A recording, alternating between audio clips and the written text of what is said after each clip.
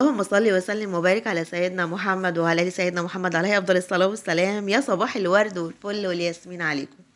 النهارده كنت ناويه اعمل كبده بطريقه حلوه قوي قوي قوي. فما اهتمتش ان انا اجي النهارده، يعني جيت النهارده من الشغل متاخره، فما قلقنيش قوي لاني عارفه ان الكبده مش تاخد وقت. بس اللي مزعلني بقى واللي صربعني ان ابني عمال يقول لي يلا يا ماما يلا يا ماما يا ماما. يا ابني استنى والله ما هناخد ربع ساعه، حاضر. المهم دخلت جوه التلاجة، جبت من عندي الفلفل ده هو اللي كان باقي، كانوا اخر حاجه في الشنطه اهي. وجبت قرن فلفل اصفر على قرن فلفل احمر. والكبده دي كنت ما شاء الله ما شاء الله معديه الصبح بقى لما ناوي اعمل كبده، فعديت على السوق. فكان لسه الراجل بقى بيذبح وكده، فما شاء الله الكبده طالعه سخنه. فجيب خدتها بقى معايا وانا رايحه الشغل، وبعدين حطيتها عندنا بقى في التلاجة في الشغل، جبتها وانا جاي. وجبت بصلتين على قرنين الفلفل اللي انتوا شفتوهم دول. اللهم صل على سيدنا محمد، بصلتين حلوين يعني. واللهم صل على سيدنا محمد، هقشر بقى فيهم كده واظبطهم ونشوف هنعمل ايه. شويه كبده النهارده بصراحه ربنا والله العظيم تحفه تحفه تحفه. يعني مش عايزه اقول لكم، ابني بصراحه ربنا بهدلني، بس هو عمال ينده عليا بقى ومش ساكت ومش ساكت ومش ساكت. المهم انا قشرت بصلايه كمان. قلت ايه، كنت عايزه اعمل بيها نوع كده من السلطه بس ما فيش وقت، مش زن يعني. هغسل بقى هنا الفلفل الالوان اهو، الفلفل والبصل وكل حاجه اللي انا عملتها يعني. ومعايا قرن فلفل صغنن كده حامي. يعني متفقين ان الفلفل ده انا بعشقه. بس هو مش حامي. في نوع منه بيبقى حامي كده، وفي نوع منه ايه بيبقى بارد، دايما بجيب منه البارد. بس اعمله كتير بدل الفلفل الرومي. بحسه احلى يعني. ولما باجي كمان اعمل محشي بحشي، يمكن انتوا هتشوفوه او شفتوه معايا مثلا في كذا فيديو. المهم هنا بدأت اقطع بقى الفلفل شرايح كده على طول، الفلفل اللي هو الطويل ده. واللهم صل على سيدنا محمد. الفلفل بقى الالوان مش هاخد القرن كله، يعني مش هاخد قرن الفلفل كله، لا انا هاخد نصها بس. فهاخد نص في النص، واحده صفرة كده على نص واحده حمرة. حمرة، ايوه اللي هناك دي.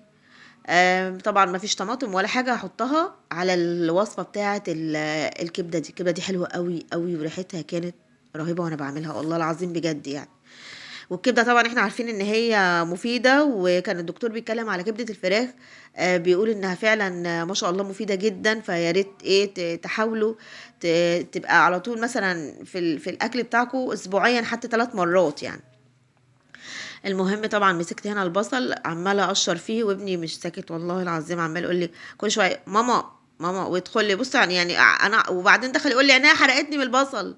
انا عينيا حرقتني من البصل، ما لو شفت عينيا وشفتني وانا عماله اعيط من البصل عامل ازاي يعني. انا اوريكم دلوقتي والله بجد، عمال يقول لي اعمل ايه، وداخل لي حاطط لي حاجه على عينيه. عينيا حرقتني بصوا، وهو بيقول لي انا مع بصوا، قلت له حرام عليك، امال انا منظري ده يبقى ايه.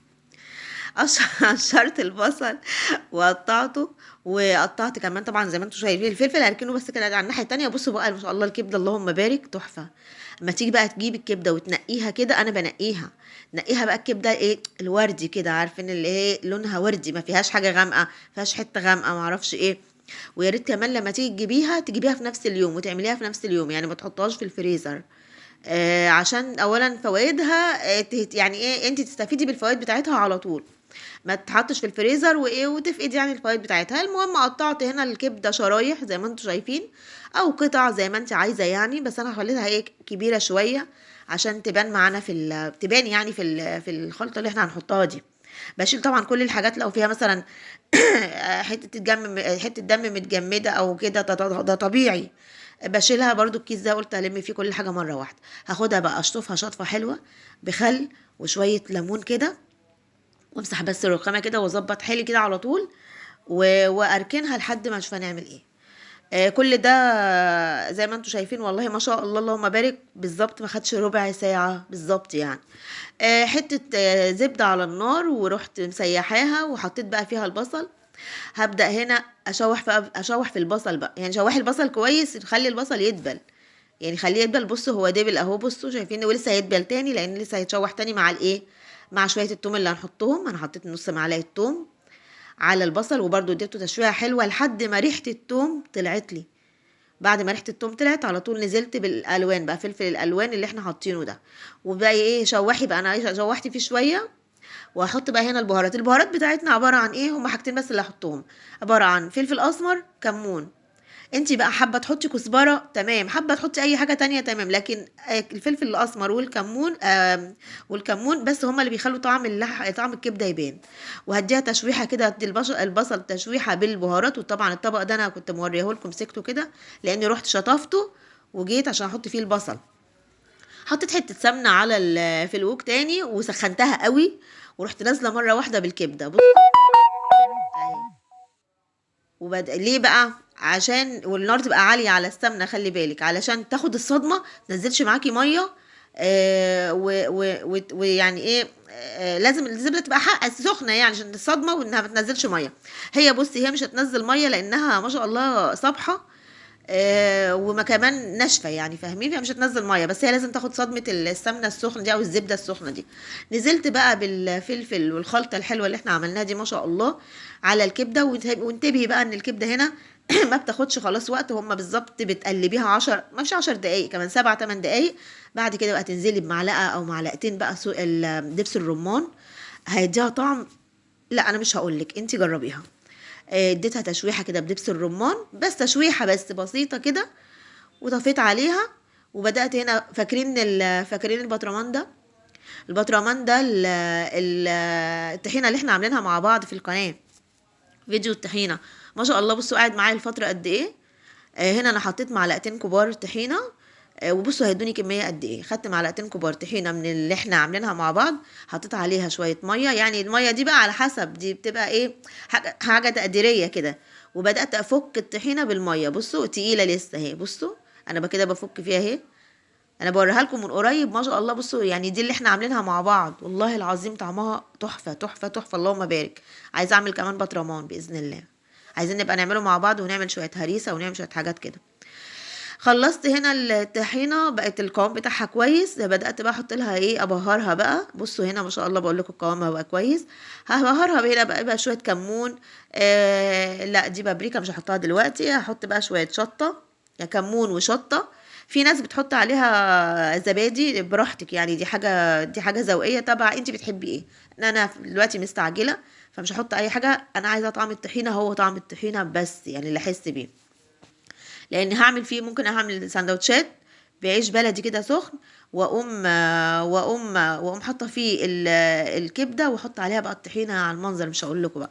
المهم الطحينه حطيت عليها طبعا الملح والكمون، والفلفل والشطه. حطيت عليها سنه خل، اديتها تقليبه كويسه قوي قوي قوي. وحطيت على الوش البابريكا زي ما قلت لكم، دي هتتقلب واحنا بناكل باذن الله.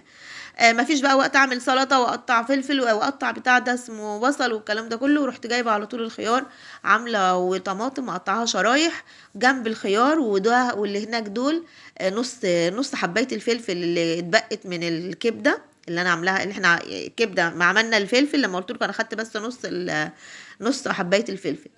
وادي النص الاحمر اهو كمان، يعني خدت النصين برضه ما رميتهمش، لان لو حطيتهم في التلاجة كده بيني وبينكم هيتبالوا، فقلت لا مع خساره يعني، ناكلهم كده بالهنا والشفا يا رب.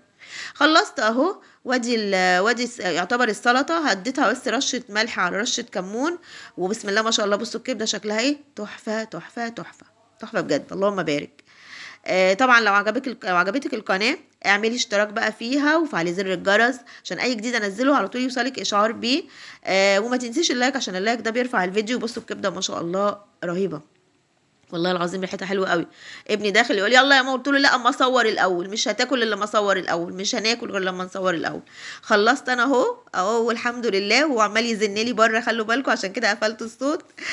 بصوا ما شاء الله شكلها حلو قوي، ريحتها حلوه قوي، اللهم بارك. جربيها بالطريقه دي، كميه كويسه.